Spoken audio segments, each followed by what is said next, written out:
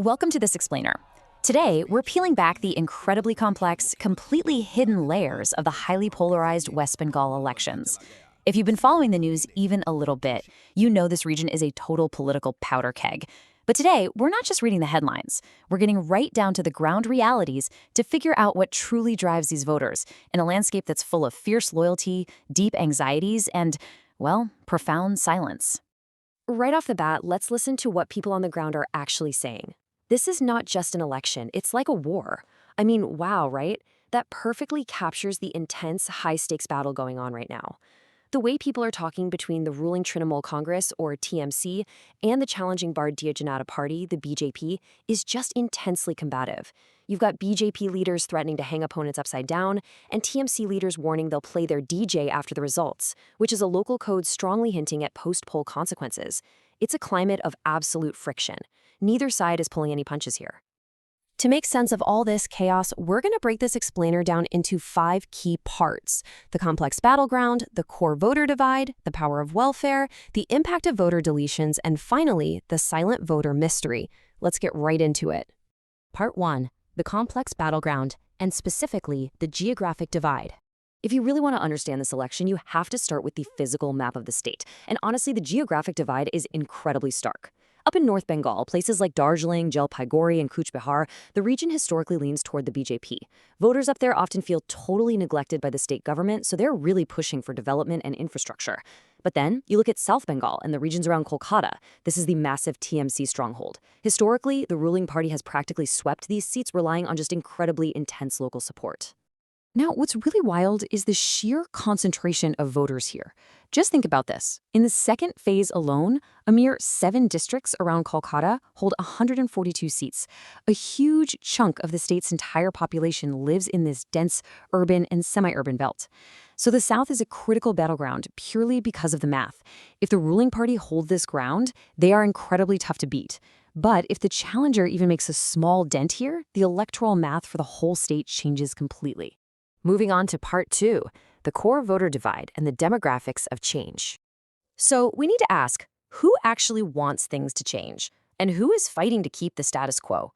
The split is super interesting. On the side demanding change, you've got the youth desperately wanting jobs.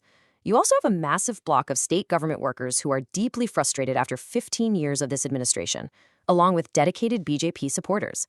But fighting for the status quo is a fiercely loyal base. These are the beneficiaries of massive state welfare programs, hardcore TMC loyalists, and a heavily consolidated Muslim voter base that feels pretty threatened by the BJP's rhetoric and is voting defensively to protect the current government. To wrap your head around why those state government workers are so incredibly angry, just think about this gap. State government employees right now receive only an 18% dearness allowance, or DA.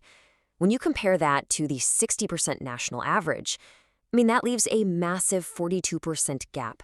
This kind of financial frustration is a silent but super potent force driving a desire for administrative change, especially among the educated middle class. All right, part 3, the power of welfare. This is all about cash and loyalty. You see, financial welfare programs are basically acting like a giant shield for the ruling party against that anti-incumbency anger we just talked about. Take the women's vote in Bengal, for instance. It is deeply, deeply divided. In the cities, urban women have shown intense anger and a real anti-incumbency sentiment, heavily mobilized by safety concerns after the tragic RG Car hospital case. But when you move out into the rural areas, the story completely flips. Rural women remain incredibly loyal to the TMC. Why? Because of direct cash benefit schemes like Lakshmi Bhandar, which literally puts money straight into their hands every single month. And it's turned into a literal bidding war for these voters. The ruling TMC recently bumped their monthly payout to women up to 1,500 rupees. Recognizing just how powerful this scheme is, the BJP countered by promising 3,000 rupees if they win power. It's a massive financial tug-of-war for the most decisive voting bloc in the state. Ask yourself, who would a voter trust? The party that's already putting 1,500 in their pocket, or the challenger promising double? This isn't just local politics anymore. It's a profound look at how modern welfare literally shapes democracy. But the welfare doesn't just stop at direct cash transfers. The TMC also maintains dominance through this really unique club system. Basically, the government financially supports local neighborhood clubs. This means grassroots workers are getting financial benefits, which builds an intensely loyal, highly active cadre that defends the party's interests, mostly because it's tied directly to their own livelihood. This system ensures there is quite literally a ruling party office in almost every single alleyway. It's an unparalleled boots-on-the-ground advantage. Which brings us to part 4, the impact of voter deletions and how it messes with the electoral math. Okay, this is where the electoral math gets incredibly complex and honestly super controversial. During the recent revision of the electoral rolls, over 50 lock names, that is more than 5 million voters, were deleted from the lists across the state. It's a staggering number, and it has sent absolute shockwaves through the electorate. This whole process was known as the Summary Revision, or SIR. The idea was to clean up invalid voters, the deceased or duplicates. But it ended up arbitrarily cutting thousands of completely legitimate names. And here's the kicker. It didn't just target one community. It cut both Hindu and Muslim voters. In a state where political rhetoric is constantly revolving around immigration and citizenship, getting your name deleted doesn't just make you angry, it terrifies you. It sparked intense fear and resentment on the ground regarding people's very right to citizenship. To see how this plays out on a microscopic level, take the Samsarganj constituency as a prime example. Before the deletions, the demographic split there was roughly 80% Muslim and 20% Hindu voters. But after 91,000 names were cut from this specific area, the ratio shifted dramatically to 70% to 30%. When elections are decided by razor-thin margins, a 10% demographic swing created purely by administrative deletions can completely flip who wins a seat. And because of this, you simply cannot predict a statewide trend. The deletions impact the electoral math uniquely in every single local area. In one district, it might hurt the ruling party. In the next, it might absolutely devastate the opposition. It is the ultimate wild card of this entire election.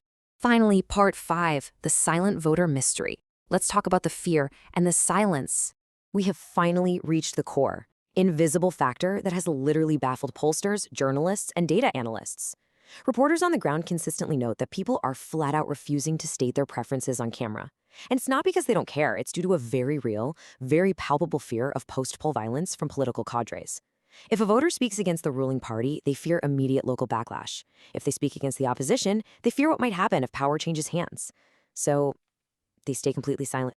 Yet, despite all this overwhelming silence and genuine fear, the state just witnessed a massive, record-breaking voter turnout of 92.5% across both phases. Think about that. People are terrified to speak, but they are turning out to vote in numbers we rarely see anywhere else in the world. So we're left with this massive mystery. In political science, usually a massive surge in voter turnout indicates deep anti-incumbency, right? It's a wave of people coming out to throw the government out. But here in West Bengal, with millions of welfare beneficiaries whose livelihoods depend directly on the state, could this massive turnout actually be a defensive move? Are they showing up to protect the ruling party? Since voters are keeping their true intentions completely hidden, the margins in these constituencies are expected to be razor thin. We're talking sometimes down to just 2 or 3%. This creates a really fascinating mathematical quirk. A party could theoretically win a higher overall percentage of the vote across the state, but actually end up winning fewer seats just because of how tightly packed these margins are. Both sides are pouring in every single resource, every ounce of grassroots power, and all the administrative and invisible powers at their disposal to tilt the scales.